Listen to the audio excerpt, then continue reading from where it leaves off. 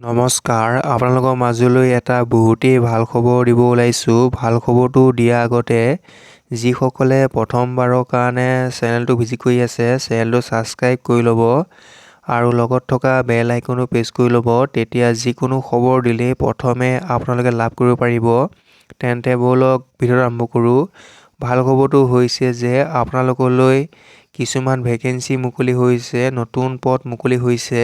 যিসকলে চাকৰিৰ নতুন পদৰ কাৰণে ৰৈ আছিল, আপোনালোকলৈ বহুতেই ভাল খবৰ আহিছে।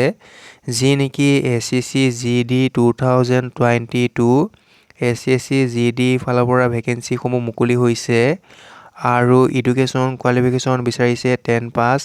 মাত্ৰ মেট্ৰিক পাছ কৰিলে এই পদসমূহত আপোনালোকে এপ্লাই কৰিব পাৰিব আৰু সৰ্বমুঠ পদ মুকলি হৈছে 24,369টা পদ মুকলি হৈছে আৰু এই পদসমূহৰ অন্তিম তাৰিখ দিয়া হৈ আছে। এপ্লাই লাষ্ট ডেট দিয়া হৈ আছে 30 নৱেম্বৰ 2022 তাৰিখ।